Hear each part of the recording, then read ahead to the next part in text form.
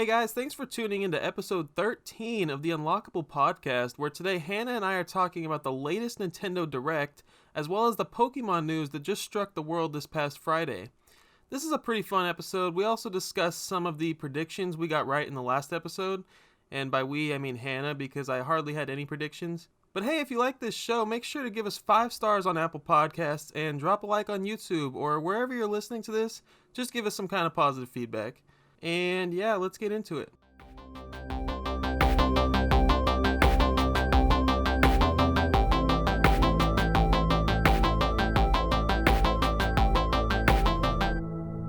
Hey there, and welcome back to Bird Dog Gaming's The Unlockable podcast. I'm your host, Christian, and joining me as always is Hannah. Hello. Hannah, it feels like it's been an eternity since we've chatted last. It has been a while. But the last podcast was only like a month ago. Yeah, but we recorded that one like a while before we posted it. So yeah, it's been a while. It is February 26th, and a very exciting Pokemon thingamajig happened today. It's not a direct. No, it's presents. Just a Pokemon Presents. But like, it's a direct. How's life been treating you? Pretty good. I went to my parents' house and spent a month down there just because why the heck not? All my classes are online anyways. Sure. And now I'm back at school doing the same thing I always do. So it's all right. What about you? Life's going well. We had that Texas freeze, but I haven't been affected too bad. Definitely don't have much to complain about. Well, that's good. If anything, I am just the slightest bit inconvenienced. It's really not the end of the world for me. I know a lot of people in the Houston area and Dallas and stuff are struggling. Yeah, but I'm doing well. It's not frozen over anymore, is it? Nope. Hell was only frozen over for a week. Only a week.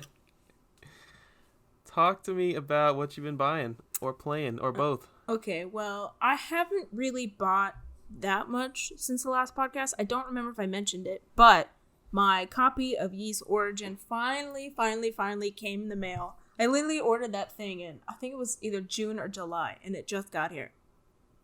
I feel like as long as this podcast has been going, you have been waiting for that game. Yes, I have. But it finally came, and it was in pristine condition, so I'm very happy about it. But I haven't gotten to play it yet, because I've been busy with school. I know. School and friends. But I haven't had the chance to play it. But what I have been playing a lot of is Pokemon Go, and that's because they had their, like, Kanto Tour event, where you spend $12 and you get access to, like, well, like, every hour, the Pokemon, like, changed, like, depending on what town. So, like, the first was, like, Pallet Town, and then you had certain Pokemon there. But me and my friend and her boyfriend played for the entire 12 hours. Oh, wow. Yeah, so we caught a whole bunch of Pokemon. But then, because, like, the point of playing it was that you get the chance to win, or chance to catch a shiny Mew. And we're like, ooh, shiny Mew. And also you get the chance to, like, complete your Pokedex, which I had kind of already done. But anyway, that's another point. But yeah, so directions were unclear. It's not that if you catch and evolve all the Pokemon, the first 151, that you get shiny Mew, like, as a reward. You have to do a whole bunch of other tasks too, which we didn't realize at the time. So we'd finished playing, like, in the first, I don't know, like, 4 hours or whatever, or must have been 6 hours, because they repeat. But then we were so confused when we didn't get a shiny Mew.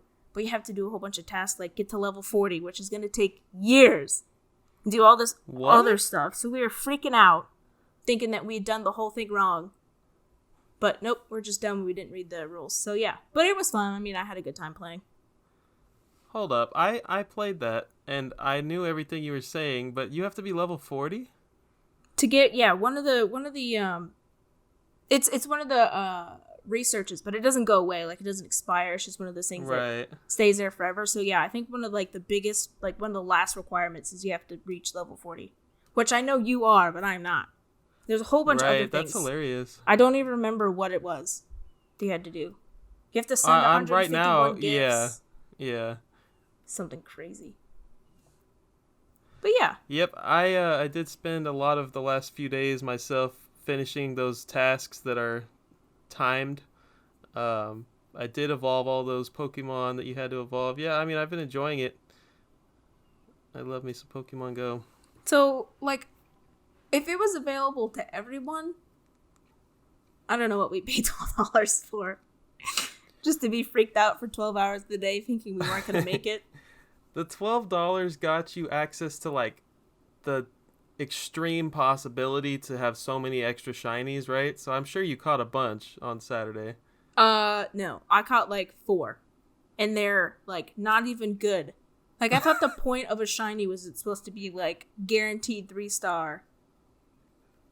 And, like, an actually good Pokemon. I mean, someone lied to you. Someone freaking lied to me, man. I got 2 shiny Laprases, like, back to back, and they're both 0-star. So, like, I don't want them, but, like, I don't want to get rid of them because they're shiny and rare, but, like, they're not good. They're just taking up space. So what level are you now? I think I'm a level 37. I just reached 37. So I'm not far off from 40, but I mean, well, it's still on going to take paper, me you're a while. not. Yeah. It's still going to take me a while to get there. What So I else you paid been playing? so I paid $12 for nothing. That's pretty much it. Honestly. I haven't really been playing that much. Like I said, busy with school. What about you? I got some good shinies from that event, but I did not get... I mean, I didn't get 4. I got more than that. Mm-hmm. My girlfriend got a lot more than me. I did okay. But anyways, I've been buying more Game Boy Advance games. Probably going to be saying that for the next 12 episodes. Oh my god, what now? I don't even know. I didn't write them down. I got like a Spider-Man. I got freaking Powerpuff Girls. I got so much. But anyways, right now I have a lost package from Mercari. It's not a Game Boy Advance game, and I'm probably going to wait to mention it until next episode when it does arrive, if it arrives. Very expensive, super, super cool game. Been looking forward to it, and it's currently lost in the mail. Dang. Or maybe it's just delayed. I'm not sure. We'll find out next episode. Or maybe they didn't send it at all? Seems like a pretty trustworthy guy, but you never know. Dang, lost in the mail. That's unfortunate. One of my collecting goals this year is to chip away at that GameCube set, and I just got Bratz Forever Diamonds with a Z, right? Whoa. Absolutely. It's a variant with the doll outfit, Hannah. Hannah, are you familiar with this? No, I'm not. I know Please you tell collect Bratz. I know you have an entire shelf of Bratz dolls, right? Mint. Bratz dolls, yeah. In mint condition. So anyways, it's easy to find this game. Like, it's got a sticker on the front that says with special doll outfit or something. Finding that with the actual doll outfit, pretty uncommon. Pretty hard to find. And there are multiple doll outfits. So that's variant collecting for you. Oh boy. I got Quake 64, a little bit more manly. It's complete in box, pretty darn cool.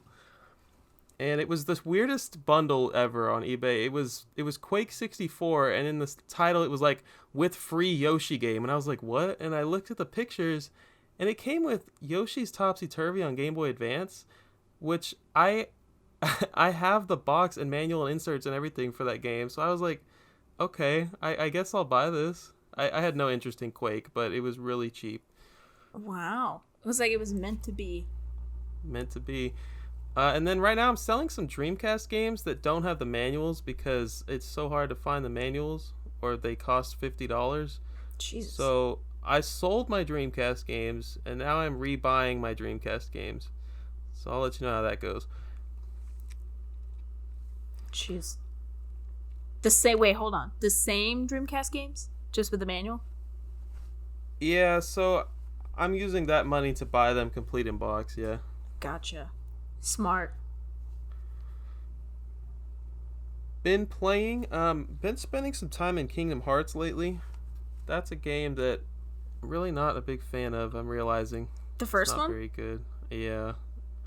I mean, I can't say it's not very good because everybody loves it, so maybe it's just me.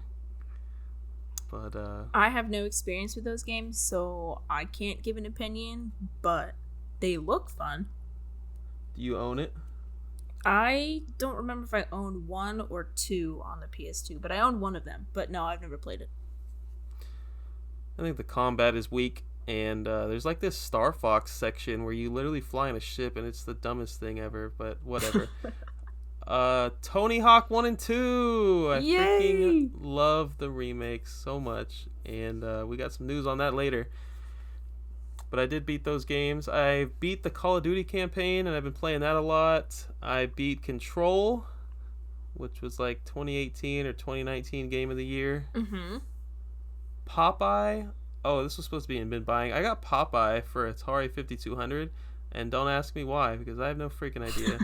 Popeye. You got me Yoshi's Story, and I played that. I played through that game. Yes.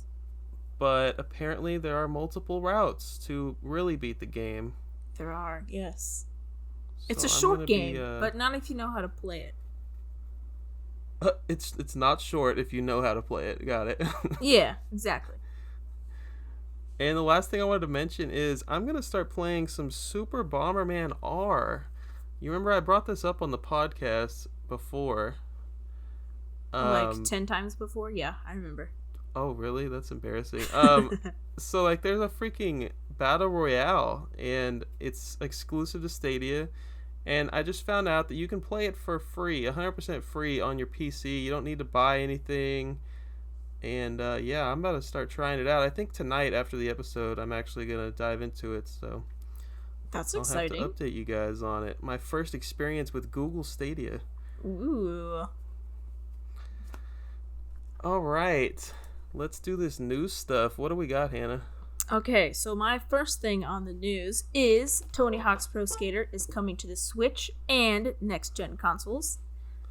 So, your dream come true. I know. I was so excited. I don't know if anyone else saw this. I mean, I'm sure a lot of people saw this, but I can't remember who posted something. Oh, no. Tony Hawk posted, like, well, like, I heard Crash 4 or something is coming to Switch. Like, why don't we make Tony Hawk Pro Skater come to Switch 2 or something like that.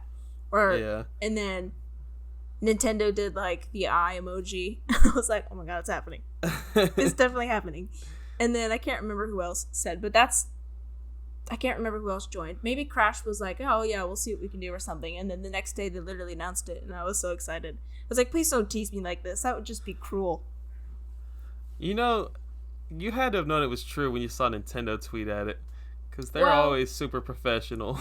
Yeah, you're right. And I'm sure this was obviously planned. But I don't know. I was like, please don't. Please don't say, just kidding. Or have it just be like ports or something, which I would enjoy too. But anyway, for the Xbox and the PS5 versions, they will release on March 26th. And the Switch version just has a pending date of 2021. Which is fine. I'll take it. But can we have a date? That would be You nice. have plenty of other stuff to be excited for in the meantime. I know, but like Tony Hawk Pro Skater 2 was like my game, man. On the Nintendo 64. Oh, I'm so excited. And then next we have Monster Hunter. This is kind of sad news. So Monster Hunter Rise, which was designed with the Switch in mind and was an exclusive Switch game, is also coming to the PC at some point. It says a targeted release date of early 2022. Which I guess is fine because the PC doesn't really compete with the Switch. But like, it's nice when the Switch just has exclusives, you know?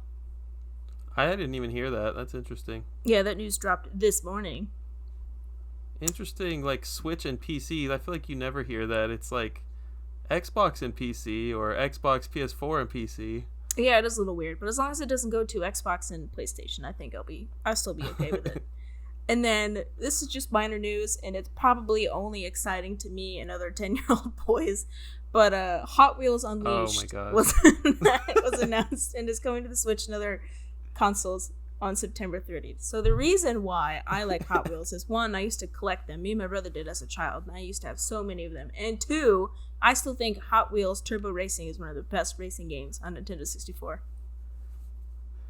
You and your N64 racing games. They're so good.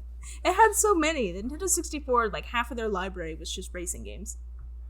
I saw your post today on Instagram, and at first I thought it was a port, I was like, oh, that makes sense why she's buying it. But then you said it was a new Hot Wheels game, and you're just going to buy it to see if it strikes any nostalgia nerve.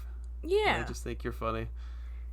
I mean, wouldn't you want to relive those glory days? I mean, I like the turbo racing, but, you know, the graphics aren't super great when you put it on an HD TV. So, I don't know. Maybe this would be really good.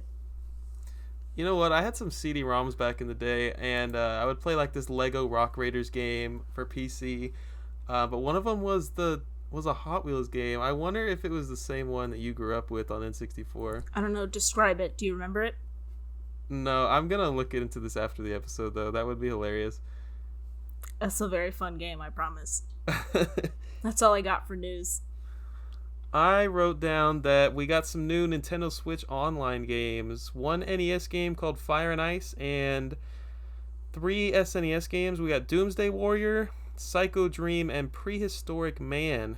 I wrote that Psycho Dream was previously a Super Famicom exclusive, so that's neat. I always like when that kind of stuff happens, even if it's nothing I give a dang about. Yeah, I've never heard of any of those games, but good for people that like those games. Good for you.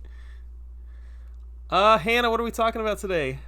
Well, it's kind of a hodgepodge episode, kind of, but we're mainly going to be talking about our thoughts on the Nintendo Direct and on the Pokemon Presents Direct. That's right. The last real quote-unquote Nintendo Direct was all the way back in September of 2019. And what I mean by real is it was the last Nintendo Direct that was not focused on just one game or one series. Or partner showcases. There you go. I don't even have that written down. Hannah knows her stuff. So let's just, how was the Direct? Like, how did you feel the Direct was? Well, personally, they announced a lot of things that I'm interested in, but I understand that not everyone was interested in, and I'd say around the middle, it got kind of slow when they were talking about, like, DC heroes, like Hero Girls or whatever. That was a little, man, they shut it off for probably a little longer than they should have. And then the other one was Triangle Strategy, which is a weird title. But they showed that off a lot, and that's good for people that like those games, but I'm not super interested in them, so it kind of got slow, but then they ended it with a bang. So I'm going to say it's like a B+. Okay, I didn't come prepared. I didn't know we were rating it. Definitely, I probably feel the same way. It was definitely slow at some points, but it was entertaining. I thought, even like not caring about Project Triangle Strategy, I thought that it looked really cool. The visuals were awesome. I guess I'm not going to go into each game specifically. We've got a whole episode ahead of us regarding that, but I agree with you for the most part. I think if I say anything, we're just going to spoil it. So let's just dive into it. We're just going to go through each game that was mentioned. I think these are in order, sort of. So we've got the featured games, and then we've got the headlines. And there's a brand new Nintendo Switch console and Pro Controller coming. So yeah, let's dive into it. Starting with Splatoon 3. This was the one. So yeah, these are definitely not in order. This is what they closed the showcase with. Splatoon 3 was absolutely huge. I know you have a million things to say, so I'm just going to say my 2 words real quick. I absolutely love Splatoon 1 and 2, and I felt like Splatoon 2 was a direct port of Splatoon 1. Like, there were so few changes, and I think Splatoon 1 had some things that needed to be fixed that weren't fixed in Splatoon 2. Mm-hmm. The biggest thing for me is playing multiplayer is just, like, with your friends is not how it should be. You don't know if you're going to be on the same 4 versus 4 squad or if you're going to be against each other, which is just ridiculous. It's 2020 out here. Like, it's it should not be that way. But yeah, overall, Splatoon's great. It's doing great. People love it, and I will definitely be picking up Splatoon 3. So go for it, Hannah. All right, I have a lot to say, and the last part that I'm going to talk about is like my hopes for 3, because they really didn't show off that much. But I will start with saying that I don't think I I said this in our last podcast, but it was in my notes, that I think that Splatoon 3 is coming at some point. People on Instagram, I've posted this many times, they're like, that's crazy, that's never gonna happen, like 2 just came out, there's no way they're gonna put 3 on the Switch. And I was like, it's been almost 4 years. I know, and I was like, the people that say that must not know like how video game development works, because as soon as like a game comes out, they immediately start working on the next one. It's not like, yeah, we'll take like 3 years off and then we'll start developing it and it'll come out in a year. Like, that's not how a video game works. So yeah, they've definitely had this in works for a very long time. I mean, they stopped doing like regular Splatfests and updates like at least a year ago. Oh, so it's been so long, and I don't know why they stopped them so early. Yeah, I don't know. Maybe they just needed more people to work on the next one, but I don't know. So I wasn't exactly surprised that this was announced, but like, I'm surprised they announced it so soon. You know, like, I think they really shot themselves in the foot by announcing Bayonetta 3, which I know is not them, but published by them, and Metroid Prime 4 so soon, and then it just kind of like fell off. I hope Splatoon 3 is different, and I hope it's like mostly done and they're just like kind of working out things, but that's a little bit worrisome. What else do I have here? Oh, you know, as I was watching it, I was like, this isn't Splatoon 3, this is just DLC for 2. Yeah. Did you feel that way? I also felt that way. Well, when I looked at it, I was like, what on earth is this? Like, it was like wastelandy and like post-apocalypse-y almost. It's like, I don't know, what is this? And then we saw the Splatoon character. It's like, oh my god, could it really be happening?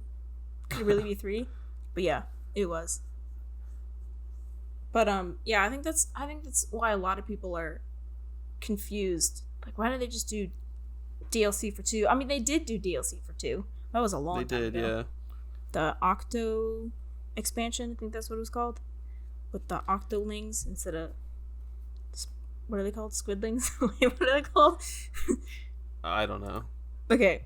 Anyway, so that being said, I do have a theory as to why they're releasing a whole new game instead of just DLC for 2. Because DLC for 2 people would have been happy with anyways.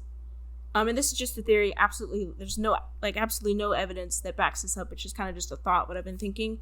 So, do you remember when Nintendo introduced like cloud saves and everyone was super excited about it? Yeah. But then they also said, like, you know, some games aren't going to be compatible. And Splatoon 2 was one of those games, and people were like super upset because they didn't want to put so much time and effort into a game, and then something happened to their Switch, and then all that, you know, data and all their characters and stuff is gone. Rightfully so. I mean, I'd be upset too. But it wasn't one of the games that was offered. So, they said that the reasoning behind this was so that people didn't cheat some way. Like, I don't even know how that's possible to cheat that way. I mean, like, reload your data just in case, like, you dropped rank or something. It was something weird like that, if I'm remembering correctly. But I don't think that was really, like, the main reason why they did it. I think we all know Nintendo is kind of old school when it comes to like their internet and their online services and stuff, and we know they've been doing things behind the scene, like with the Monster Hunter Rise demo. They used like some sort of different server or whatnot. They were testing new servers. So I think that they're releasing a completely new game because the infrastructure and the way that like Splatoon 2 was structured like wouldn't allow for them to do cloud savings. Like, I don't know if it like crashed the game or like it just wasn't working properly, and they're like, you know, we're just gonna let people be mad about it now, but we're rebuilding 3 so that it 1 works with online saves or cloud saves, so it's, you know, not anti-cheat, because I don't know if they can really do that, but like, you know, that lowers the cheating, which was a big problem. You know what I'm saying? Yeah, I didn't know it was a problem. Apparently it is. Cheating is a huge problem. You've never played with cheaters in Splatoon 2? I don't know. I haven't spent 50 hours in the game, but that's interesting. I didn't know that. Yeah, and then same thing with like the voice chat. Like, obviously native voice chat can work on the Switch because they do it with Fortnite, but I don't know if they just didn't plan on ever doing that with Splatoon 2 and always planned on using the smartphone. And so maybe with this they'll introduce native voice chat, which I hope. That's one of the things that I really hope for this game. But I don't know, like I said, there's no evidence backing that up, but I don't know, it just kind of makes sense. Because I know they're upgrading I thought it their made sense servers. for 2, but yeah, I'm with you. Yes. Well, I mean, Splatoon 2 must have been in development as soon as Splatoon 1 came out. I don't know when that came out, but obviously that came out on the Wii U. So obviously we know their servers weren't quite so great then. Yeah. But I think they're making upgrades behind the scenes to make everything run a little bit more smoothly. And this game is 2022, right? Yes, 2022. And it didn't say, like, early or late 2022. I think it just said 2022. It could be their holiday title for 2022. They, you brought up freaking Bayonetta and Metroid Prime. Breath of the Wild was the same way. That game, what was it, true. announced at the beginning of the Wii U's life? It took forever. Yeah. Which, I mean, I'm not salty about it now because I love my Wii U, but, like, that's the only reason why I bought my Wii U. Was because I thought there was going to be some cool new Zelda game on it. And, I mean, there was, but, like, the Switch was out too, so I went and bought that too. But I love my Wii U, and that's not a problem for me anymore. But I do have some hopes for Splatoon 3, and we kind of already talked about that a little bit. The voice chat was bad. They need to do that natively like they do on Fortnite. That was just... Being able to use the app was stupid. And they, to be honest, Nintendo hasn't, like, really talked about their app in forever. I think they're just gonna shove it under the rug and be like, don't worry, we're working on their other things. Oh, and I haven't played the game in a long time, so I may be misremembering this. But when playing Splatoon 2, like, you can't pick which turf or, like, which course you want to play in. Like, it's random. Do you remember that? Yeah. Oh my gosh, that's another... yeah, I'm gonna get worked up here, but 2 maps per hour, or per 2 hours or something, and then it switches, and the game modes too. Like, why is that a thing? I don't understand. See, that kind of plays into, like, their servers, like, weren't ready for that much traffic, you know? Like, it couldn't split up into that many sections. You know what I'm saying? You know, I've never thought about that, but I think you are 100% right. Yeah. So I think with 3, which I know we don't know how, like, have that many details with, but I think they might, because, I mean, we know they can do it because Mario Kart does the same thing. Mm-hmm. You know? Like, if you're playing with other people, you pick a course and then it randomly selects from that course, right? That's fine. Yeah. I think they should totally do that. But we know Mario Kart can do it, and Mario Kart could do it on the Wii. I mean, the Wii U. Oh, so, like, yeah. I don't and the understand. Wii, you could pick a map in Mario Kart Wii. Yeah.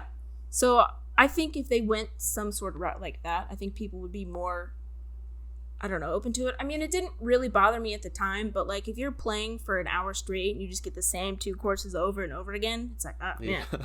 It's kind of boring. And then same thing with the modes, like you said. I think it's Turf Wars. Is the one where you're, like, trying to kill the salmonoid thingies. But that only happened, like... No, what's the one where you had to kill the salmon thingies? It's just Salmon Run. Oh, Salmon Run? Okay. Well, like I said, I haven't played this in a while.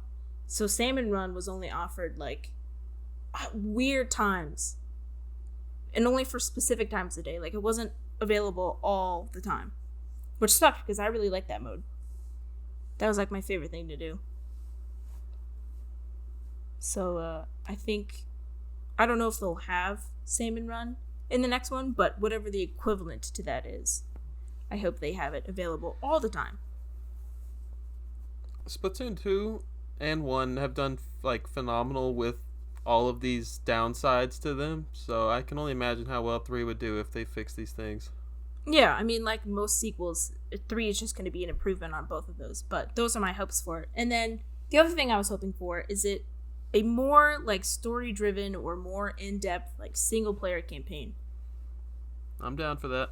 I don't remember if 1 had it, because I've never played it, but 2 kind of just, like, scratched the surface. It seemed more like practice for, like, online matches. Their campaign mode or their single-player mode. But, I mean, it was still fun, and I played it, but it wasn't very long, like, only a few hours. It's the same thing in 1. So yeah, I think they should definitely expand upon that. And then give us more, like, story, like, more lore. I know it's possible because they have Splatoon manga, so obviously they're telling some kind of story. But didn't know that. Yeah, I like to see a little more lore behind it. Like, why do they exist? I mean, is this the future? Is it post-apocalyptic? Like, where are we? You know, I want to know. I'm a sucker for story. That's all I got. That's my rant on Splatoon 3. All right. Next up, we got. You want to pronounce her name for me? Pyra? Yeah, Pyra. That's right. Ding, ding, ding. Pyra's coming to Smash Brothers Ultimate. Pyra and Mithra. Are they one character, just different skins? No. 2 characters. I believe... Actually, I don't know if one's the skin of the other. I don't think so. I think they're 2 different characters. I mean, in the game, it's kind of confusing. They're technically 2 different characters, but they share the same body. So it's like Sheik and Zelda? Yeah, kind of. Yeah. Yeah, we'll go with kind of, yeah. I have nothing to say. What would you like to say as a Xenoblade aficionado? Oh, I would say I am so super excited for this. I've been asking for this literally since they started announcing characters for Ultimate. But I always thought that once they put Rex as like the Mii skin or like Mii costume, which is the main character from the game, I'm like, oh man, they're not going to do it now. And they were announced as like the spirits. I was like, oh man, my hope is gone. And then bam, out of nowhere, they announced it. And I'm so freaking excited. That's like the only reason why I would actually go back and play Smash Ultimate. Because my characters are now in it. And I'm very excited. And I posted about it. I posted about it on my Instagram, and I made a few people salty. But like, not every character is going to be for you. You know, they're like, hey man, it's just another anime sword fighter. And I'm like, well, yeah, but like, so many people are excited for that. Like me. Like, not every character is picked for specifically for you. Like, can't we all have our own characters? Thank you very much. People got a little salty with me. I haven't actually bought any characters. Do you have the season pass or something? Nope, but I'm going to now. Oh, you're going to buy all of them? Well, yeah, might as well. Don't they come in like one pack if you buy them all? I don't know how it works, but that's pretty cool. I am happy for you. I'm very excited. Like I said, I think this direct was made for me. We got Monster Hunter Rise. You talked about it a little bit. I didn't even know that it was coming to PC. That game launches March 26th of 2021, so literally a month from today. Yeah, I have never played Monster Hunter. It looks really cool. Honestly, I was rewatching the Direct in preparation for this, and I got some Xenoblade vibes from it. Are you interested in the game? I am very interested in the game, yes. I've never played a Monster Hunter game either, but this one looks really good. And I think I talked about this before, but I already bought the amiibo for it because obviously I have a problem and I have to own every amiibo. And from GameStop, because they're exclusive there, and they charged me $7 shipping for each of them, and there's 3 of them. I remember this. It was like almost $100. But yeah, I'm very excited for it. I don't know if I'll purchase it day one, but I do plan on playing it at some point, yes. Nice. Next up, pretty cool news. Mario Golf Super Rush. Yes, that's actually June something 20, we predicted. Who did? You did? I did, yeah. June 25th, 2021. There is a story mode you get to play as a Mii, and it's kind of got some RPG style themes going on in it. Motion controls are optional, but they are there. Personally, I think I would play with motion controls because I love me some Wii Golf. Yes, I also would. I don't know why people wouldn't like that. I mean, it's like you're actually hitting the golf ball. How cool is that? So cool. I have not even, aside from Mario Party, I have not used the Joy Cons for much motion, I feel like. Well, obviously you don't play ARMS. Yeah, neither does anyone else. There's also Speed Golf, a pretty cool new mode. Everybody swings at the same time, and then you go as fast as possible to finish the hole. Which just sounds like a bunch of stupid fun. Like, I want this game, and I want it now. That's probably the only reason why I would buy it, because golf's not, my thing. But could you just imagine how fun it would be for your friends to just run frantically across a golf course, trying to get in the hole first? That sounds amazing. It's like some mini golf stuff. Yeah, I think speed golf is a real thing, to tell you the truth. I heard about it recently. Wait, like an actual golf? Yeah, like you're doing your best to, like in real life, you try to get it done as fast as possible, and you instead of taking a golf cart, you actually have to sprint. Nah. Yeah, so I think that's where they got this idea from. Oh, that's awesome. I didn't know that. Well, where's that on television? Why is it just all the like the boring masters? What else you want to say about Mario Golf Super Rush? That's pretty much it. But I did predict that though. I didn't necessarily say golf. I said it could either be baseball or golf, leaning more towards baseball. But I did say golf. I think we both did actually. I remember that a little bit. Yeah, pretty cool stuff. I was surprised. Even if we did talk about it, I was surprised. Good surprise. Yeah, me too. Next up, Project Triangle Strategy, which is a working title, but my friends were telling me that Octopath Traveler was also a working title. So Yep, it was. Okay. This one's coming out late 2022, and it's another Square Enix game from the... we didn't do our research, but we think it is from the Octopath Traveler developers, right? I mean, it looks almost exactly the same. When it was being shown off, I was like, oh, it's Octopath 2. Yeah, no. Same. I think it looks cool. You said you're not into it?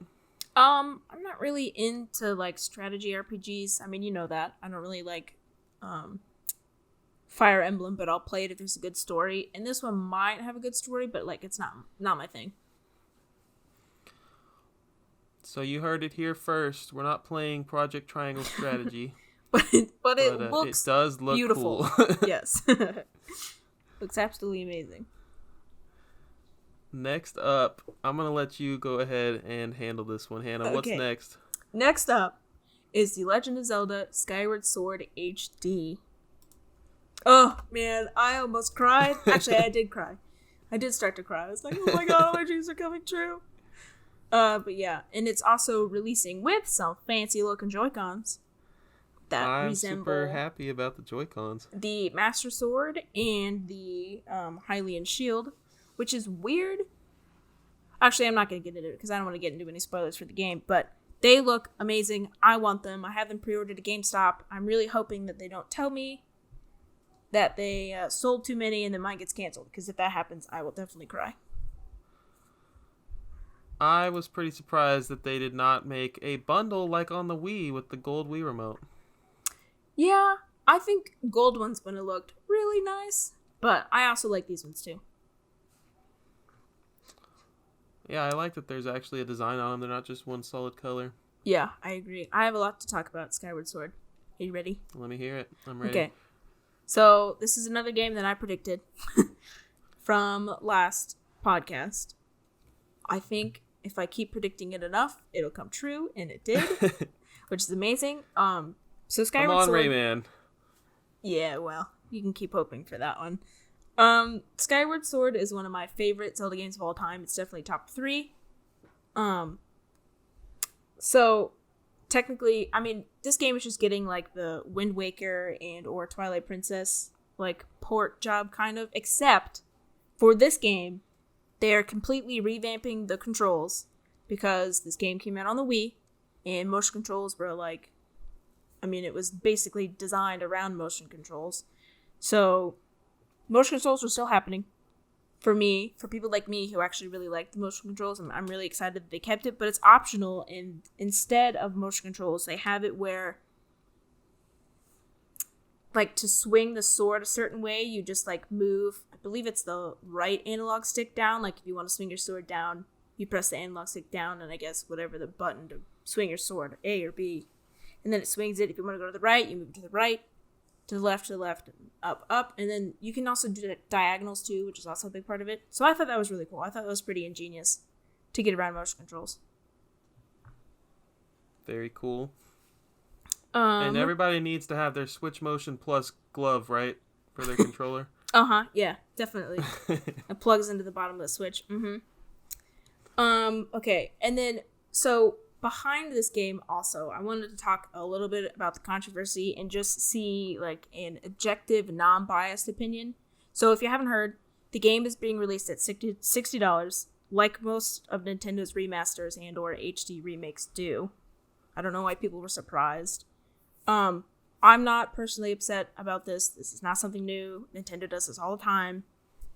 I think it's because Nintendo like values their IPs and they're always going to sell it for $60. because they think they're worth 60, and I think Skyward Sword is definitely worth 60, but so Nintendo is kind of weird with their pricing with things like this. Like when 3D All-Stars came out, it was 3 games bundled together.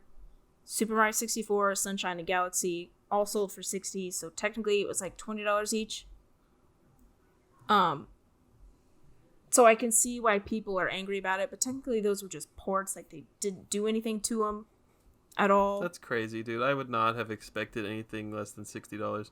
Yeah, and honestly, as much as I love Nintendo and I will defend them probably to the day that I die, they seemed like really lazy ports to me. Like, I think they could have updated the textures and, you know, did a lot more than they did. I mean, when I was playing through Sunshine 3, and a lot of people had this problem, you can actually see the freaking debug cubes in one of the levels. Oh, yeah. You're like, what the heck is that?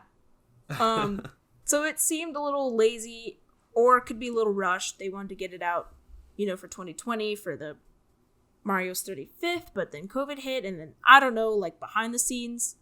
So maybe I shouldn't judge them too much, but that's what it seemed to me. But with that in mind, but then with those being lazy ports, them not really doing a lot to them, I think that Skyward Sword is absolutely worth 60 because they're changing controls. It's absolutely going to be HD-ified.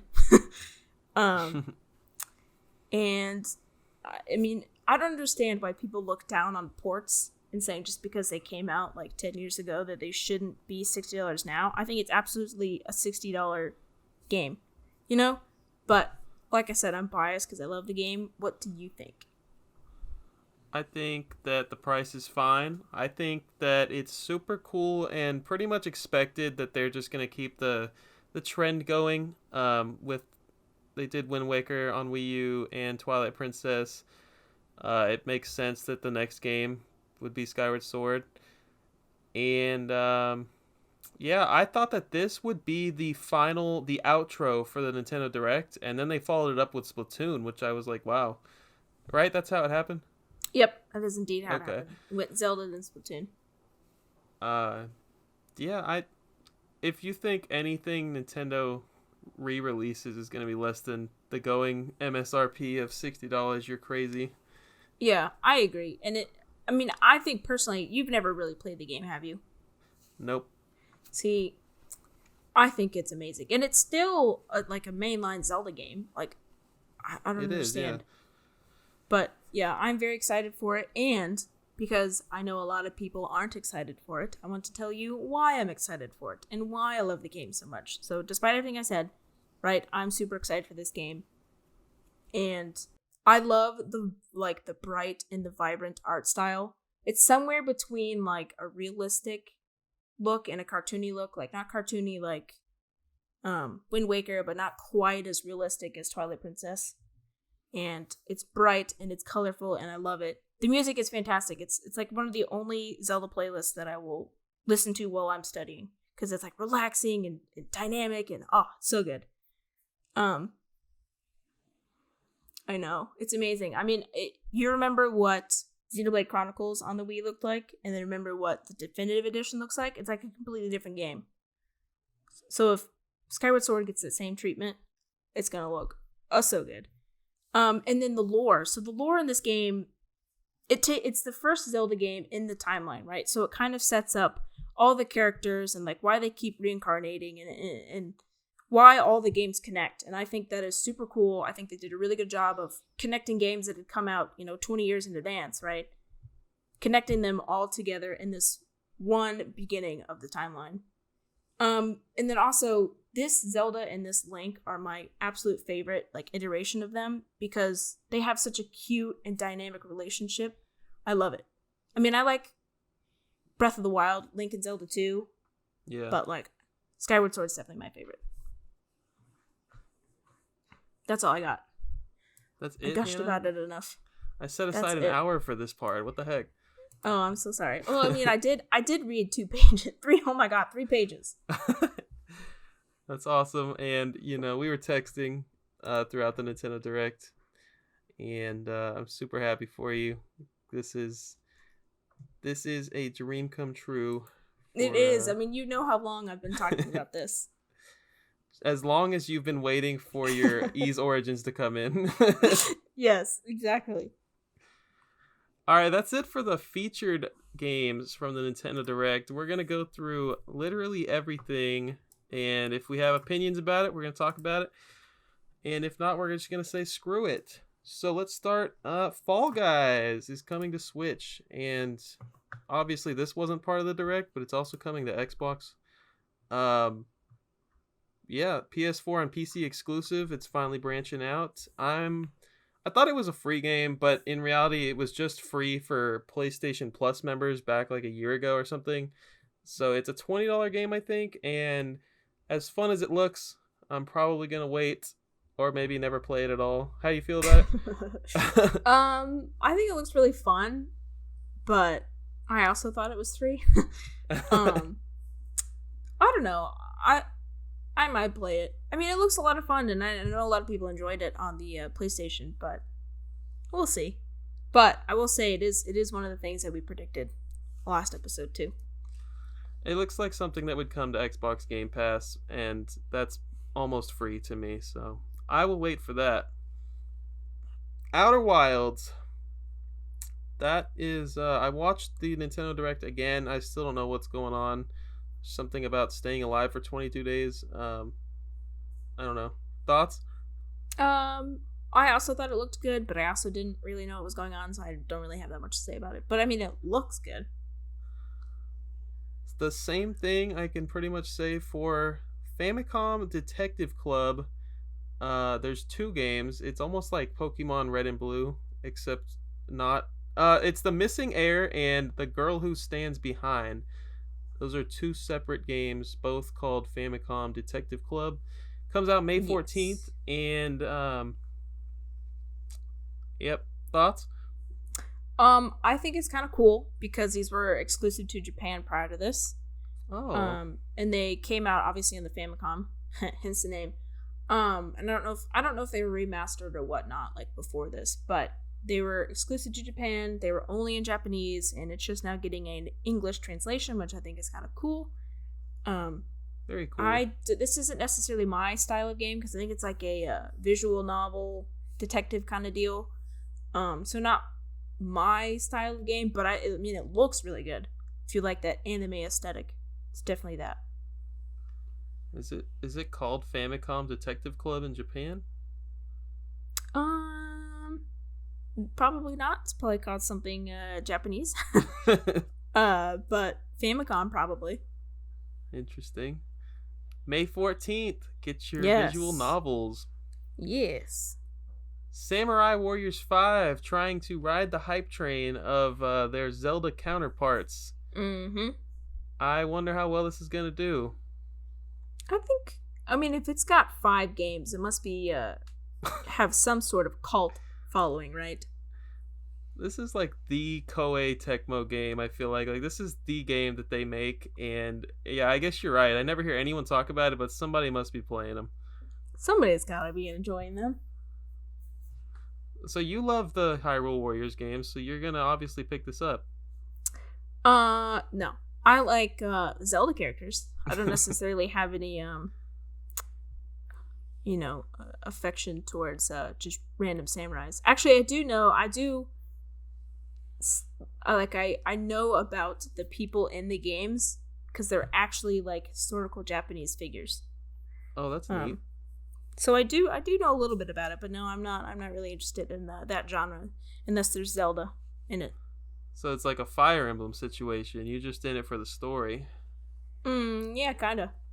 Exactly, actually. Next up, a game that's like 15 years old, Tales from the Borderlands, coming to Switch. I have seen Borderlands 3 firsthand run like absolute garbage on my Xbox One, and I guarantee it will never run on the Switch. But I don't know, they brought Control to the Switch, and my Xbox can't handle that either. So, you buying Tales from the Borderlands, Hannah? Well, I thought Tales from the Borderlands was the Telltale game. Oh, is it a freaking Telltale game? Yeah, it is. So it's like that, like graphic design kind of. It's like a very specific art style. You know what I'm saying? Yeah, I do. Like straight out of the comics. I think that'll run okay on the Switch. Yeah, I was talking about Borderlands 3. Like, they're kind of giving us this, or they're giving Switch users this instead of what actually is relevant. Oh yeah, so we get some really nicely designed story instead of some actual gameplay, but that's fine. I'm not interested in Borderlands anyway, so it doesn't bother me. Capcom gave us the Capcom Arcade Stadium, and it released the day of the Nintendo Direct. I guess I wasn't paying attention as well as I should have been during the Direct, but turns out, help me out here, I think it's just a place to buy. It's almost like a Capcom shop for old arcade games, and you can keep these games in one local area. And they give you, if you go quickly before it expires, you can get a free Ghosts and Goblins to add to your collection. How does that sound? I'll take your word for it. That's kind of where I checked out. That's the first spot where I checked out of the Direct. Because I was like, nah, this doesn't interest me at all. But that sounds cool. I went and got my free game, and I have not played it. I have not looked into anything. I just made sure to claim my free game. But yeah, I guess I'll have to update you guys whenever I dive into it. They had stuff like 1943 in there, like all the classic arcade Capcom stuff. I think Street Fighter 2's in there. Just things that you can buy probably on a disc somewhere for $10 or $15 that already exist on PS2 or something. But it's on the Switch, so it's infinitely better. That's Capcom trying to milk their properties every chance that they get. But when you only have 5 good properties. And they have that freaking that new Ghosts and Goblins.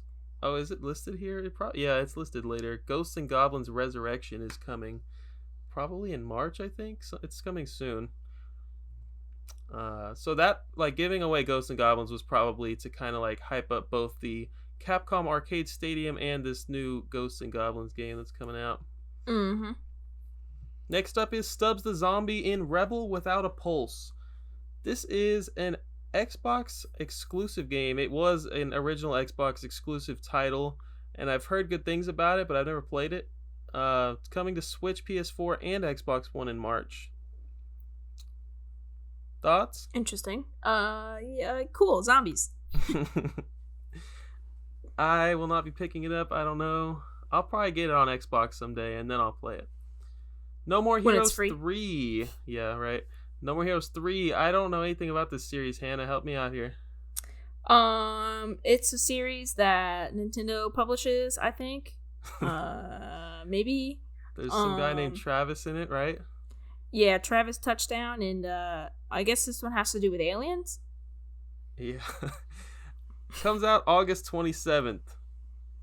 So, yeah, I don't know. This was like, the first 2 games were on Wii, I think, and I think everybody's been waiting for 3 for a hot minute.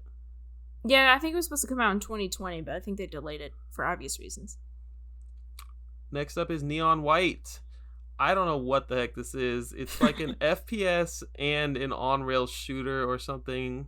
I don't freaking know. It was almost like Nintendo almost said a profane word in the Direct, and I was like, whoa. And then they changed it to Heaven, and I was like, oh, okay, Nintendo. I see what you did there. Family-friendly Nintendo. Mm-hmm. It comes winter 2021. It's killing demons in Heaven. Hannah? Cool.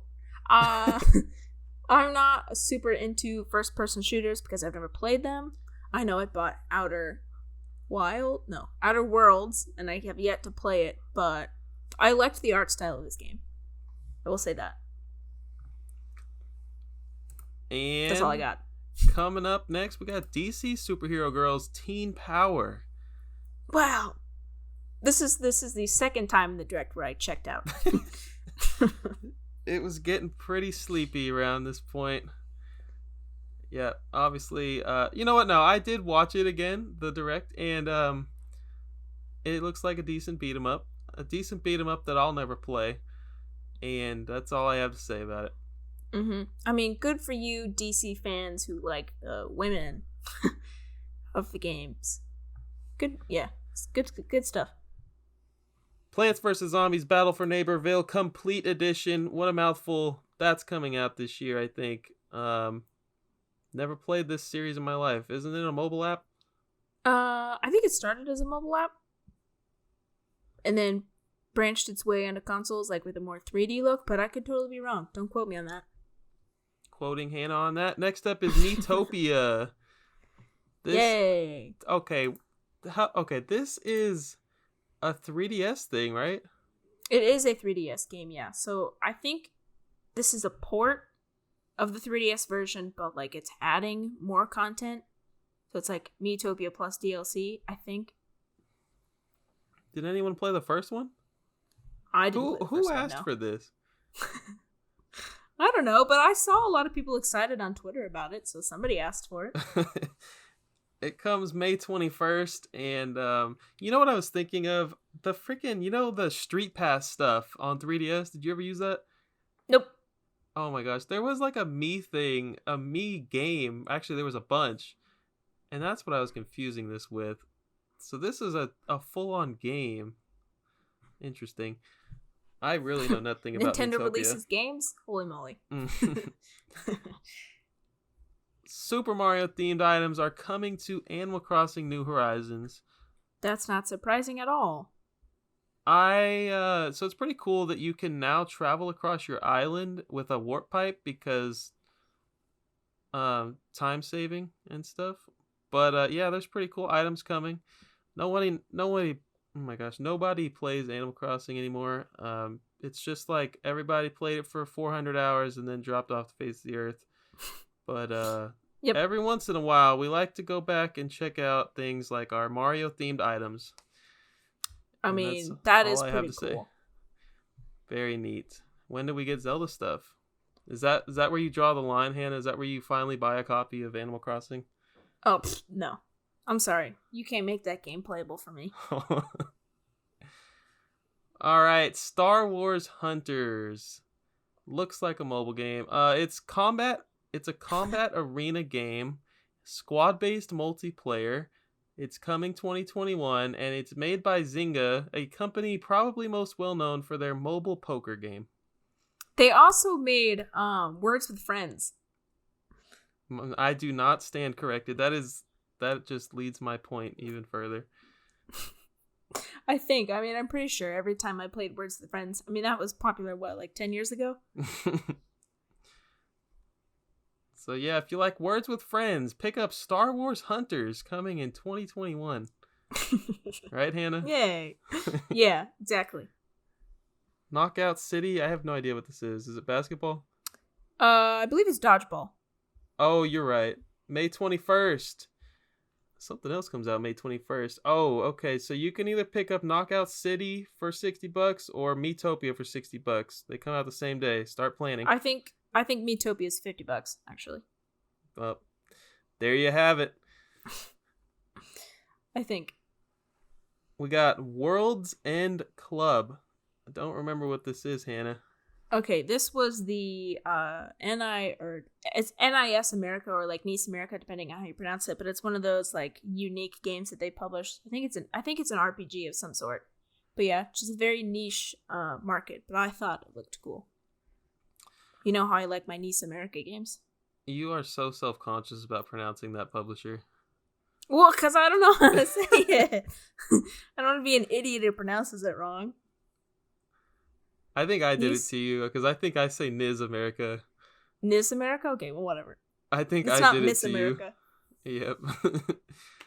Hey, here's something cool for collectors. Hades physical release on March 19th. That's game cool. Was nominated for Game of the Year, and they just freaking killed it. So good for them, and they definitely deserve a physical release. It's not any of that limited run stuff. It is a real physical release, and yeah, that's happening. Not saying it won't be limited though. Wink, wink. Yeah, but it comes with a bunch of cool things. I think it comes with the book, an art or like a manual art book kind of thing. It comes with extras. Oh, nice! I didn't know that. Mm-hmm. Ninja Gaiden. Master Collection. Nobody saw this coming. June 10th. It's got like 2 or 3 Ninja Gaiden games in it, and it's not the classic. It's the 3D ones that came out in like the Xbox and PS2 or something. I don't know. I have those games. I've never played them. I wonder if they're any good. Yeah, good question. Nobody asked for that. Guarantee that. We got Hyrule Warriors Age of Calamity DLC. And neither of us have anything to say about that, so we're just going to go ahead and skip it. Oh, definitely not. What you got, Hannah? I have a lot of stuff to talk about. Okay, so this was kind of like a weird thing because seriously, the information for this DLC was on screen for like 6 seconds and then it went away. I don't know if you noticed that watching it the second time, but I was like trying to read it. It's like, ooh, all these cool things. And it was a lot of information. And then it went away. It's like, what? What kind of crap is that? Anyway, so I have some more information on it just because it's definitely something I'm going to be picking up. So Wave 1 of the DLC will be available June 2021. And it includes an expanded roster, newly added weapon types, new challenges in the Royal Ancient Lab, and newly added challenging enemies. Then Wave 2 will be available November 2021, and it's going to add new character vignettes, which I guess are just like blips of story, and more character development, newly added stages, expanded roster again, and new battle skills for existing characters. Sounds like it's action-packed. It does seem action-packed. I would like to see, like, more character. Like, I don't know, like, what amount of everything that's going to be added. Like, is it just going to be 1 character, or is it going to be like 6 characters added? I don't know. Or like for the new character vignettes, is it going to be like 1 for each, or like 1 only for the main cast of characters, or like 1 for everyone, or like 6 for everyone? Like, I don't know. But I'm definitely going to be picking this up. All this is for $20, and there's also like a purchase bonus, which is available on May 28th of 2021, which will include a new costume and a new weapon for Link. So that's exciting. But yeah, it was seriously on screen for like 5 seconds. And I have a theory about that. I don't know if you want me to go into that now or later.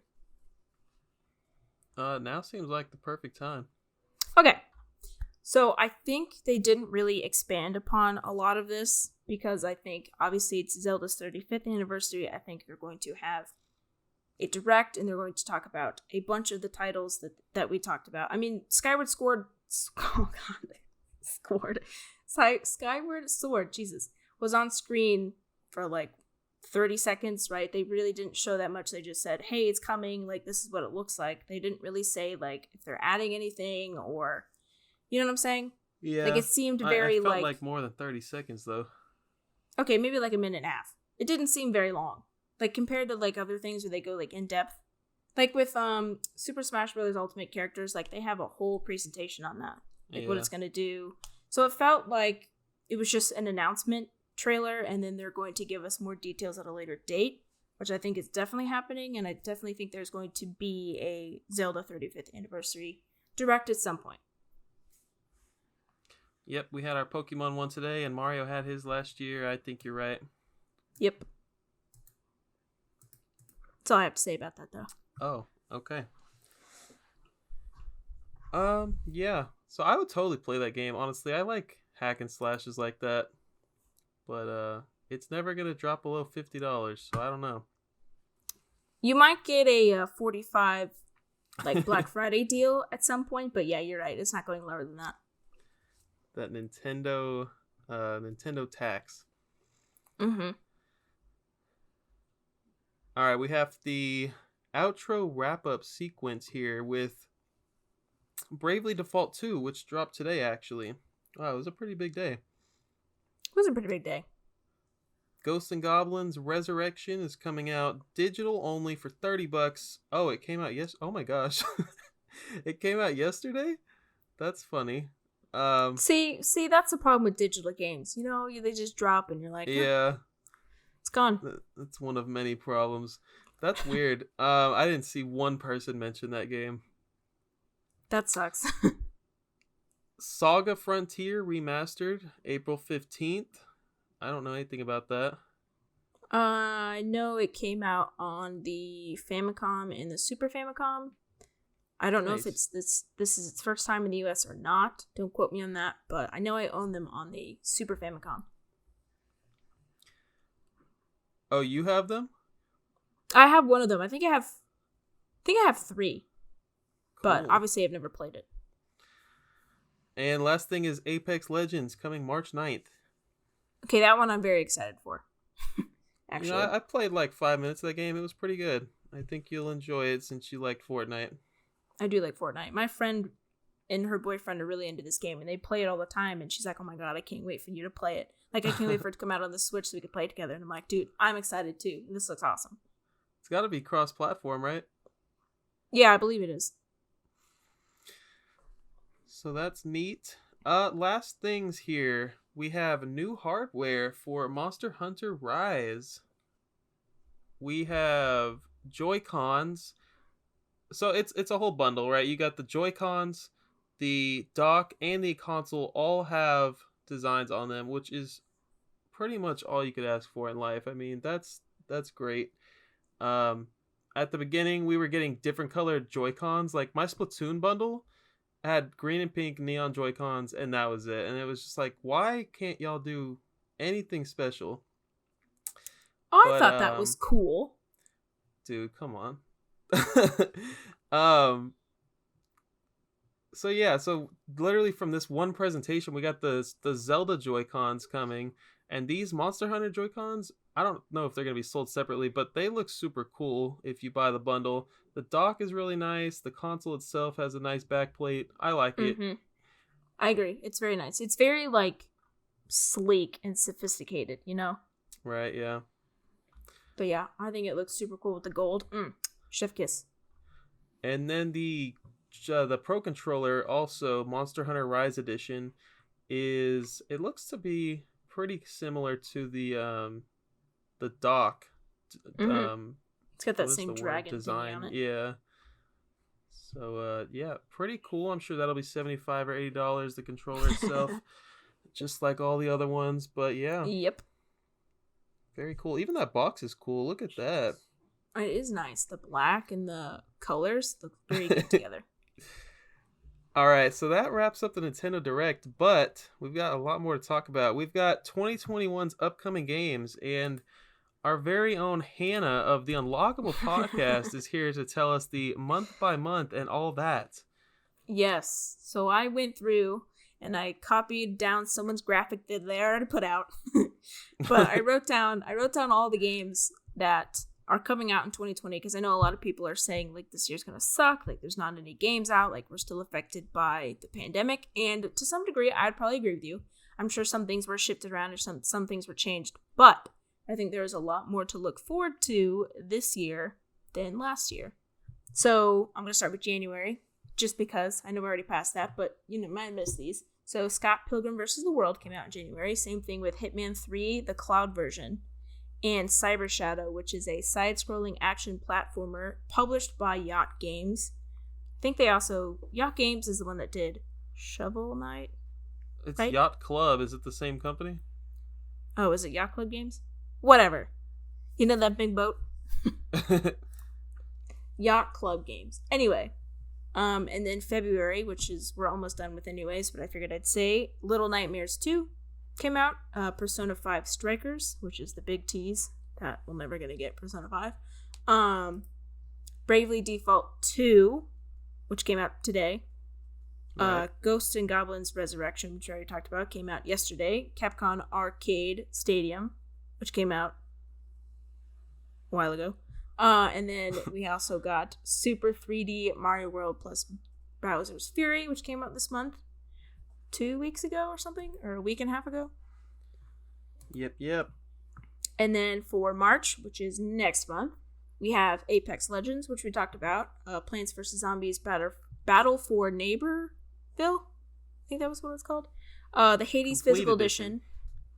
Oh, Complete Edition. Oh, I'm so sorry. Gotta let everyone know it's complete. Then the Hades Physical Edition. Then Harvest Moon One World. Then Crash Bandicoot 4. It's About Time. Story of Seasons, Pioneer of Olive Town. So if you like your farming games, it'll be stacked in March. Yeah.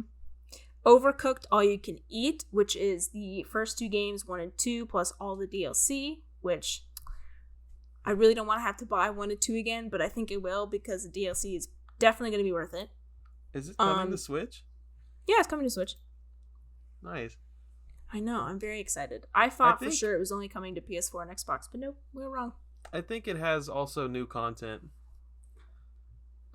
Does it? Besides the DLC? Yeah, I think it has, specific to this release, it has a little bit new content. Well, that's even better. Yep. Definitely picking it up at some point. And then Tales from the Borderlands, which is the Telltale game.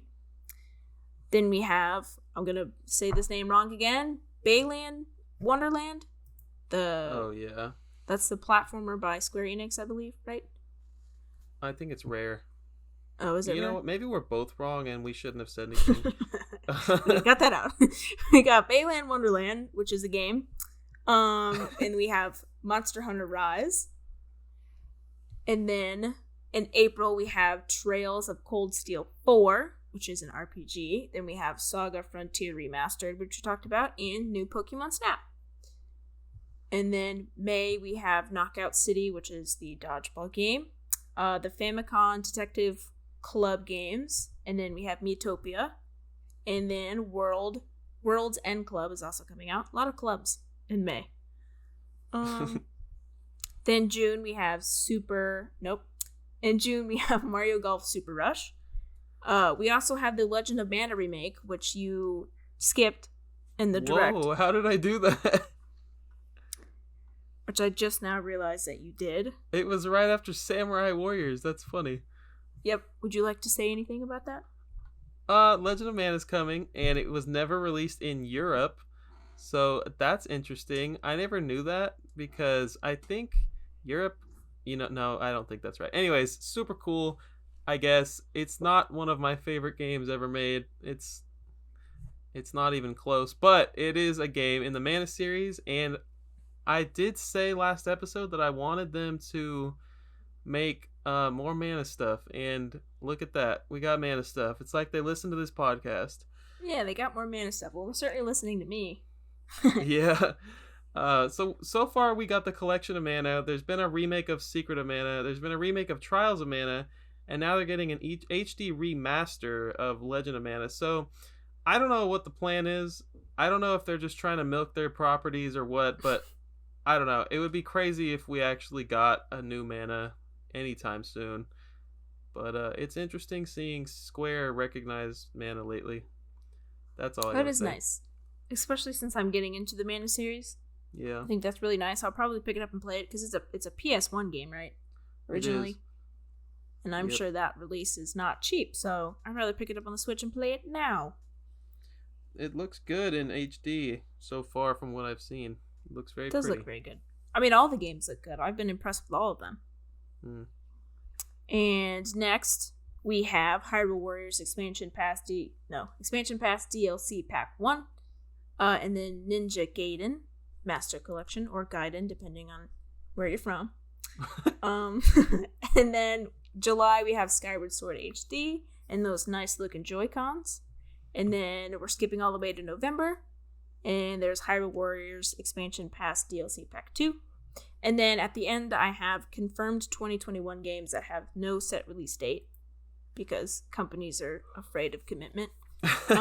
We have No More Heroes 3, which we talked about. We have Chris Tales, Fall Guys Ultimate Knockout, Outer Wilds, Spelunky 2, Disgaea 6, or Disgaea 6, depending on where you're from, Samurai Showdown 5, Neo, The World Ends With You, which I believe is a prequel to The World Ends With You that was just remade for the Switch 2 years ago.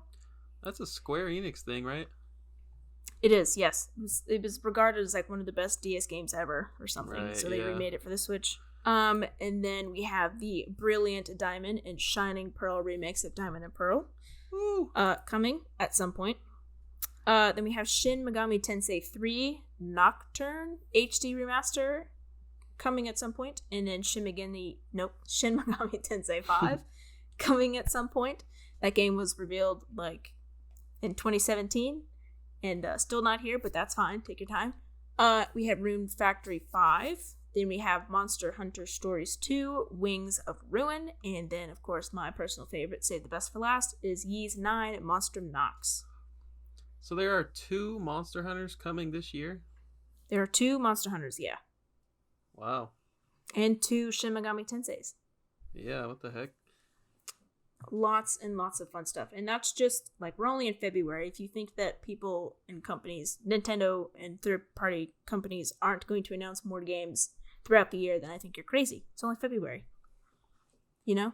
So what do you think we're getting more Zelda games? More remakes? I do. I have a whole theory about this in my revised prediction sections, if you want to get there, because I'm finished. Okay, yeah, I mean, we're there. Next section, revised predictions for 2021. Now that we've seen this direct, all right, go for it. Okay. So I think, obviously, there's going to be a specific Zelda direct, just like there was a standalone Mario direct, and just now, today, a standalone Pokemon Presents direct. I think it would be stupid to think that Nintendo is not going to milk all of the Zelda properties, for its 35th anniversary like they did for Mario. Yeah. And so it's been heavily rumored that both Twilight Princess and Wind Waker will be coming to the Switch this year for the 35th anniversary, but I don't think...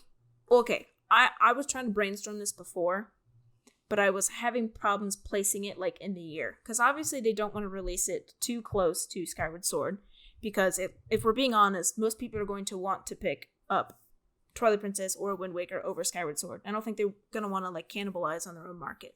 You know what I'm saying? Yeah, absolutely. So that comes out in July. We know that Mario's 35th ends on March 21st.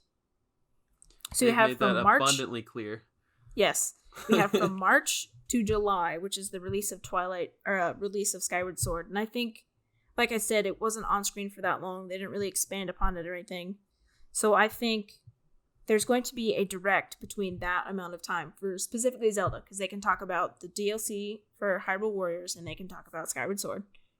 I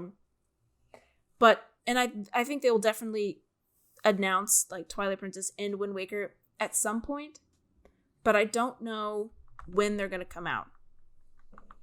I don't know if it's going to be like a Super Mario 3D World plus Bowser's Fury was like towards the end of the anniversary, so like next year in 2021, technically still their financial or their fiscal year. So I don't know. And we're just not expecting any Ocarina or Majora's. No. As much as I love those games, like those have been released a lot, and I think that if Nintendo wants to put Nintendo 64 games on Nintendo Switch Online at some point, I think will come then. So I don't think they're gonna want to sell it twice, unless they do something really big like remake it or something. But I don't think that's gonna happen since they're already doing that with Skyward Sword. And I don't know if, like, I'm going into this year assuming that Breath of the Wild 2 is going to be Nintendo's big holiday title. But like as I was saying that, I realized that Diamond and Pearl are coming out probably in the holiday season, so that might be their big holiday release, even though it's not like exactly Nintendo, you know what I'm saying? Yeah. Because I was going into this thinking, well, we don't really know what Nintendo's big holiday title is going to be, but maybe they just revealed it to us. And maybe... Go for it. Good. 2020 was dry as heck, and now it's like we're struggling to see what could possibly be the holiday release because there's so many options. It's like a totally different year this year. So, and I truly believe that they're not going to want to capitalize on what they already have coming out, because they don't want to put too much in 2021 because people are, going to have to split up, their money and buy something over the other, and they don't want to do that. But like you said, I'm really struggling to see where they could do it.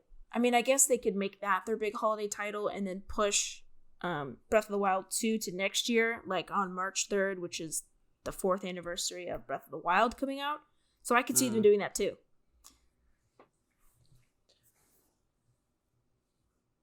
Who the heck knows? I don't know. It's going to be a really fun year, though, as a Nintendo fan. It is going to be a great year, especially as a Zelda fan. Heck yeah, I'm excited. Oh, What else you and got? then another thing, a revised prediction that I had, is I think there's going to be obviously more Nintendo Directs besides just the Zelda one this year.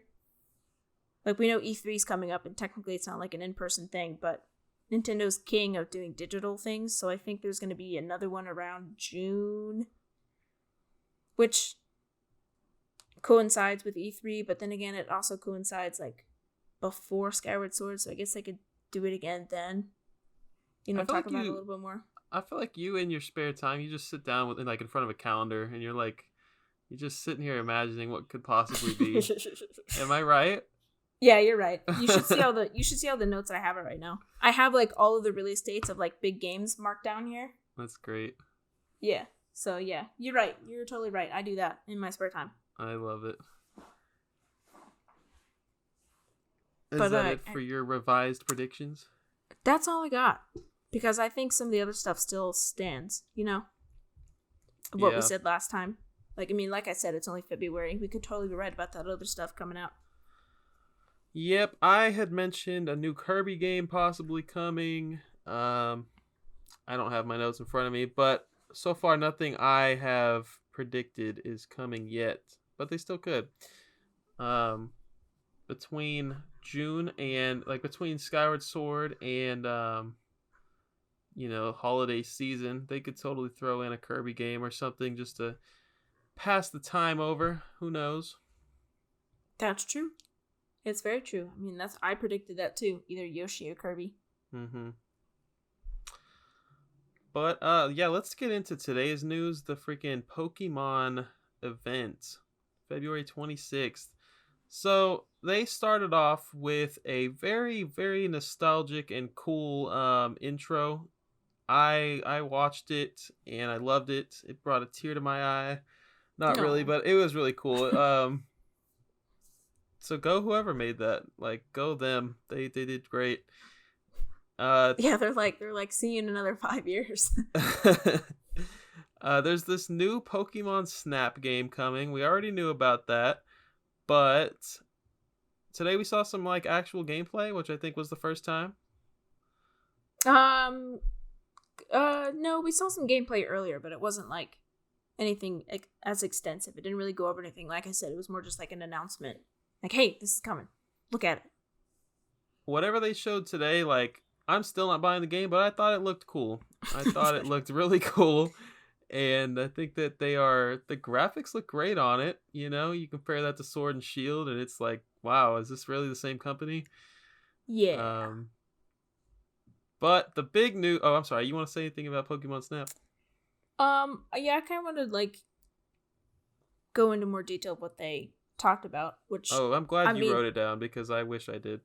I did write it down, so I actually have a bunch of notes for everything, but the main thing that they showed us today is, one, you can take your, like, little vehicle thing underwater, which is cool. I don't know if you could do that in the first one or not. And you can edit the photos that you take of the Pokemon, and you can put, like, cool borders on them, or, like, words and text, and, like, cool little stars and whatnot, so I think that was pretty cool. And then you can also share it to social media, which is cool if you're into that kind of thing. You can also give Pokemon like glowing orb thingies, and it makes them glow. Yeah. Which, okay. And then there's, I guess it's some sort of like rating system. So you can take a picture of a Pokemon, right? And you have the option of having it rated between 0 and 4 or no, not 0, 1 and 4 stars. So if you take like just a regular straight up picture of a Pokemon and it's just sitting there looking at you, you get 1 star. But if you get like a picture of a Pokemon doing something like unique or like a rare action, then you can get 4 stars, which I guess, I mean, it just expands like upon the gameplay if you want to get 1 through 4 stars on every Pokemon. Good for you. They had like Venusaur cool. Doing a belly flop into the river. That was like the 4-star example. Yep. Wow, look at him. Yeah, stuff like that. And then Celebi seems to be the mythical Pokemon in the game, just like Mew was for the first Pokemon Snap. That's cool if that's your thing.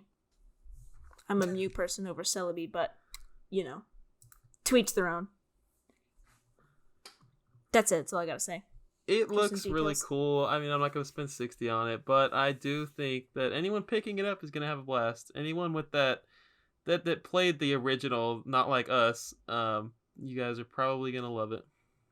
Yes, it seems very nostalgic. Pokes you right in the nostalgia buttons. That's all it takes to make money these days. You just gotta hit the '90s kids, freaking nostalgia buttons. That's why I'm buying that Hot Wheels game. Okay, next up, big news: Pokemon Brilliant Diamond and Shiny Pearl. Shining. Oh my gosh, is that what it is? Yeah, it's not Shiny Pearl. Shiny Pearl. All right. Wow. So that's all right. So at first I saw this and I was like, wow, that's super cool. That's what everyone's been asking for. Then I get on Twitter and it's like, wow, no one is excited about this. Everybody hates this. So then it made me like reassess my own opinion. I was like, wow, am I really excited for this? No. It was like, once I started to think about it, I was like, okay, are they really doing anything to make this game better? And I don't know if the answer is yes yet, because it's not even really updated visuals. It's like the same game, but slightly 3D, you know? Yeah. But I mean, they said it was a faithful remake, so it like Link's Awakening was, right? It was like a 1-for-1 copy of the original game. They just made it look better. I mean, I think it does look better. You don't think the battles, like when you battle Pokemon, looks good? Like your person's a full-size normal person battling? I thought that looked cool. I guess I was expecting Sword and Shield, but Gen 4. Yeah, well, like I said in the last podcast, there's like 3 different kinds of Pokemon, right? There's a Let's Go style, where the combat is different. I mean, not the combat, but like the catching is different, and they're also like walking around the world. Then you have like the next gen, which is like Pokemon Sword and Shield, where they're also walking around, but it's more open world. And then you have like the faithful remakes. So like 3 different kinds of Pokemon's going on right now. And I think this one would have been better received if it gotten like the Let's Go makeover, like where you can actually, I don't know, see the Pokemon walking around, and you know what I'm saying? Like, I wasn't a huge fan of the chibi style of the overworld. Yeah. When you're walking around. But I mean, I also didn't really play these games, so there's no nostalgia at all for me. I'm just kind of looking at it from an outsider's view. But if you're excited about it, you're excited about it. I feel like you didn't used to be much of a Pokemon gal, and I feel like you're getting into Pokemon now. Is that a fair assessment? See, when I grew up, I was playing my brother's copy of Silver, and then it wasn't until Emerald that I like really got into Pokemon. And I didn't have a DS, so I never got into any of the DS Pokemon, so that's probably why I'm a little further removed from it. So I'm more nostalgic towards like Gen 1, I mean maybe Gen 2, maybe Gen 3 because of the animes. But yeah, you're right. I'm not really a huge Pokemon fan. I think it gets boring and monotonous after a while. That's why once I finished Sword and Shield, I like didn't pick it back up. You know, like by that time I was like done. Yeah. But that Pokemon Puzzle League is a different story, right? Oh, don't even get me started on that. They when they were doing that intro reel, I saw like a similar game on Game Boy Color, and I was like, "Oh, that looks cool." Yeah, did you see that they totally ignored Pokemon Puzzle League in that whole intro? I'm sure did you no see it one there? Because I noticed didn't. Except for you. I was like, "Oh, they're gonna show it. It's gonna be so exciting!" But they also didn't do like Gale of Darkness or like the Pokemon Stadium games or like Pokken Tournament or like any of those. Yeah, they did like a Pokemon arcade cabinet, but they didn't do Pokken, so that was weird. Yeah, so I was a little salty about that, but it's good to know that Pokemon Puzzle League wasn't the only one left out. Yeah. Where was I going with that, Hannah? I don't know. Oh, you didn't grow up with a DS? No, I'm pretty sure I told you that. No, I played my Game Boy Advance and my Game Boy Advance SP until like I was age 15. Wow. And then I got my 3DS. I skipped a whole lot. That's crazy. Yep. I was one of those losers who was not playing, what is it, PictoChat or something? That's exactly what I was thinking of, yeah. On the bus, like on field trips. No, I was playing my freaking Donkey Kong and Mario on my Game Boy Advance. Good to know. That's where the name comes from, huh? Game Girl Advance SP. Yeah, man. That was my thing. That was my jam. Alright, the last thing to mention is Pokemon Legends Arceus. No, And Arceus. I was just emphasizing that it's not Arceus. Oh. Because that's how I say it. Anyways, Arceus, and it looks like Breath of the Wild and Pokemon combined. Looks pretty neat. It's an action RPG coming from... Oh, I meant to mention, so Pokemon Diamond and Pearl is made by another developer. I guess they got all hands on deck with Pokemon Legends, and they just said, yeah, we'll let somebody else make this chibi Diamond and Pearl. Yeah, it was like Alki or something weird. I can't remember. No, it starts with an A. And there's a C and an L and I in it, but I don't know what order. But yeah, so Pokemon Company themselves is, or Game Freak, right, is making Pokemon Legends. What are your thoughts? I am actually incredibly excited for this. Like, no joke. Very little was shown. Yeah, and I think obviously it's coming in 2022, so they'll show it a lot more at some point. But I'm actually really, really excited for this. So, like you said, it's kind of like it's being compared to like a Breath of the Wild moment thing with like Zelda, and I don't know if I really like that comparison because Breath of the Wild is leagues above Pokemon in my eyes, but that's fine if they want to use that. But so they didn't say, this is only like based on what I saw in the trailer. The combat isn't like Pokemon, you know, like if you run into a Pokemon, it takes you to a different screen and it's like all like back and forth, like most RPGs are. It's like you can, I don't want to say it's real time because it's not. It's still like turn based, but it's more like a Final Fantasy game in that it's like set in the overworld. You know what I'm saying? I guess I need to rewatch it. I didn't realize it was still turn-based. I believe it is still turn-based. But they like I said, they really didn't expand upon it. So that's only what I could tell from the thing. They might come out with more details on it on Twitter. But I thought that was really cool, and it's labeled an action RPG, so it's gonna have RPG elements and it's gonna have more action elements, like Zelda's and stuff. I think the world itself, it looked good, but also not at the same time. Like there's some frame rate issues that I saw, or some things that looked a little off, which is fine because it's not coming out this year. It's coming out 2022, so they have, you know, a year, maybe a year and a half to work on it. So I think it was mostly just like, this is what we're working on, and we know it needs work. You know what I'm saying? Hopefully, because Pokemon Snap, if it looks anything like Pokemon Snap, we're good to go. I hope it does. I really like this direction that they're taking it with the Pokemon. Like, Pokemon for the last 20 years, for me, have been really stale and boring. Like I said, I go in and out of it. I'm like, oh, wow, this is really fun. And I'm like, well, this is really boring. I'm doing the same stuff over and over and over and over again. So I think this is the much-needed revamp that they need. Yeah, I mean, it would be as drastic as a change as Breath of the Wild. Yeah, oh, definitely. I mean, it'll break that formula, and people either hate it or really love it. I hope it's really good, but I think it's too soon to say that, because we really didn't see that much. Did you see that video? They compared like that opening Breath of the Wild scene to the opening scene of Pokemon. The sweeping shot of it like going from bottom and then getting faster. Yeah, that was really cool. But like I said, I don't really like that comparison because Breath of the Wild's amazing. But that's fine. They can have their Breath of the Wild moment. Whatever. And it's taking place in the Sinnoh region. It's kind of like a prequel to Pokemon Diamond and Pearl. Yeah, it's like a feudal state of the. Is it, you say Sinnoh? I thought it was like the Sinnoh region, but whatever that region is. It's like where people, like before people started to like settle there, or like right when people started to settle and Pokemon still ran wild. It looks really cool, and probably gonna go ahead and say I'm buying that one day one. It looks like a blast. Oh yeah, definitely. I'm right there with you. But that pretty much concludes this episode, unless you have anything else, Hannah.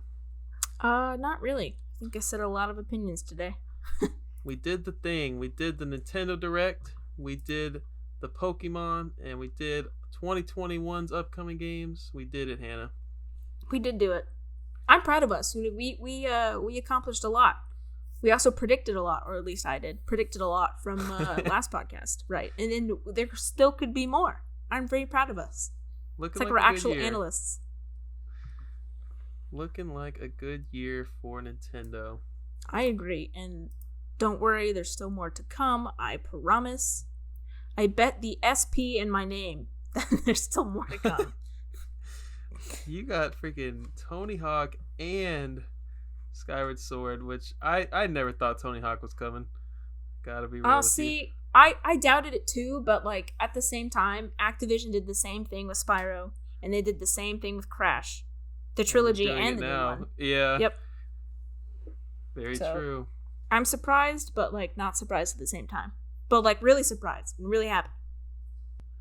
Well, with that,